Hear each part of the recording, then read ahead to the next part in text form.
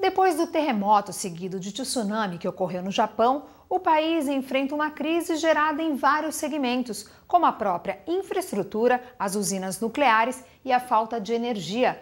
O governo japonês avalia a tragédia como o desastre natural mais custoso do mundo. Diante deste cenário, a crise no Japão é o tema do nosso quadro Entrevista com a repórter Luciana Sotelo.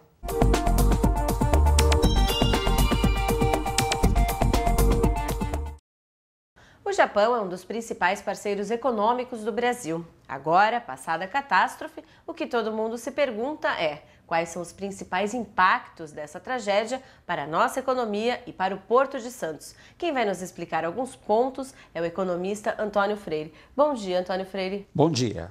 Vamos começar nessa primeira análise. Como que essa catástrofe ambiental afeta a economia do próprio Japão? A economia japonesa, ela será afetada porque a reconstrução, segundo estimativas dos especialistas, deverá custar algo em torno de 250 a 300 bilhões de dólares. Mas não podemos esquecer que o Japão tem esses recursos, o Japão é a terceira economia do mundo e o Japão é especialista nisso. Eles se reconstruirão rapidamente, com certeza. Mas e a questão nuclear? Isso os japoneses eles não vão poder remediar, né? O que já aconteceu é fato. A questão nuclear é uma questão grave e o acidente nos mostrou que nem o Japão está preparado para isso. Se a situação for controlada, como a gente espera que sim, e a questão da radiação ficar no nível em que está, menos mal. Isso não se sabe como vai terminar. Um dos efeitos desta questão é a mudança no padrão do fornecimento de energia para a economia, para a sociedade, para o país inteiro. Para as pessoas que estão em casa entenderem essa relação entre o Brasil e o Japão, quais são os produtos que o Brasil importa do Japão? O Brasil é grande importador de produtos eletroeletrônicos, né? E importador de automóveis, portanto de peças para automóveis, de aços especiais e de produtos derivados do alumínio.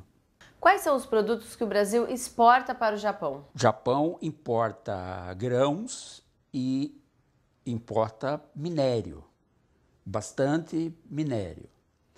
E o Japão transforma esses produtos e reexporta, né? Levando em conta tudo isso que está acontecendo, de que forma o Porto de Santos pode ser afetado? O que poderia acontecer, dada a situação do Japão ter perdido um porto importante, um porto médio, o Porto de Sendai, talvez o retardo em algum embarque. Alguns especialistas dizem que, assim, claro, o Brasil não planejou, não queria que tivesse acontecido, mas, de certa forma, vai ser bom para a economia do Brasil, porque vai ser um dos principais fornecedores, assim, de matéria-prima e alimentos para a reconstrução do Japão. O senhor acredita nisso? O Japão, com certeza, não reduzirá a importação de alimentos. O Brasil pode se beneficiar na exportação do minério, porque isso o Japão vai precisar para reconstruir toda a sua infraestrutura.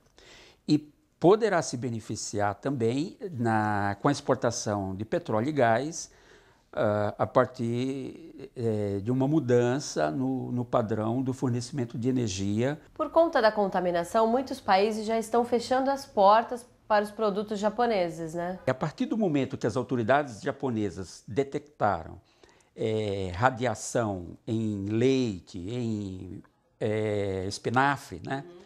Então, a preocupação com isso é muito grande e as autoridades passam a